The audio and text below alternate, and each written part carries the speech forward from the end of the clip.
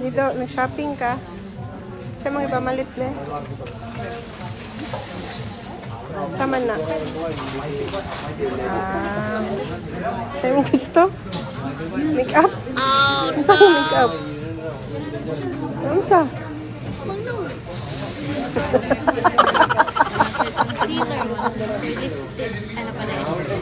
Concealer, lipstick. Wala, ganit ko inana.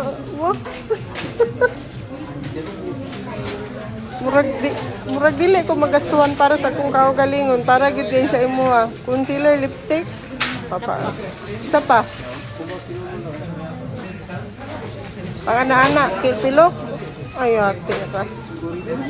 Lahi ra gid ni. So, dili kay pwede ko lang make-up dab. Mao ba?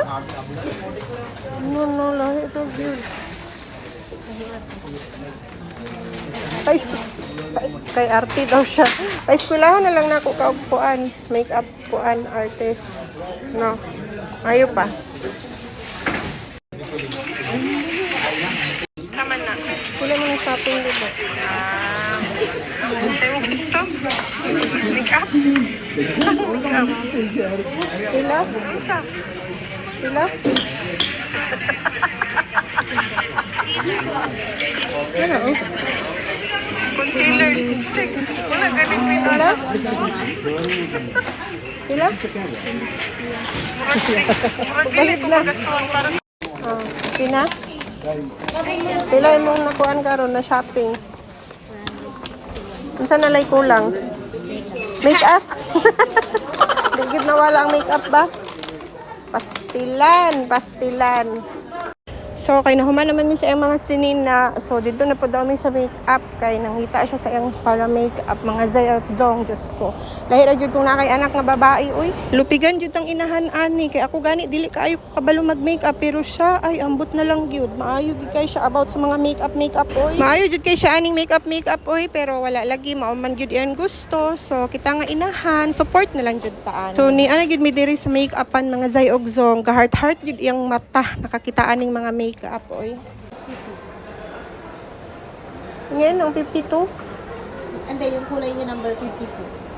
Number 52 siya na shade. Ano yun? Mascara. Brush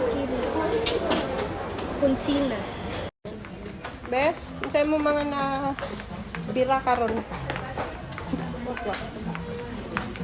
So, di ba yun naka-makeup naman ka? Yeah. Mga brush. Kulang din siya mga brush, guys. So, magkuha na namin brush ito sa day-to-day kay mas barato. Anyway, mabuling ragya po na undi rin na mo. Wow. So, medyo mahal-mahal, mas barato sa day-to-day. Be, ano ko? So, dagway, oh. Sus, Ginoo. Panganak pa mong babae.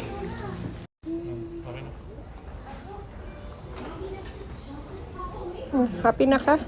Sa mong makeup? Dagway sa happy, be. Dagway ba yan, eh?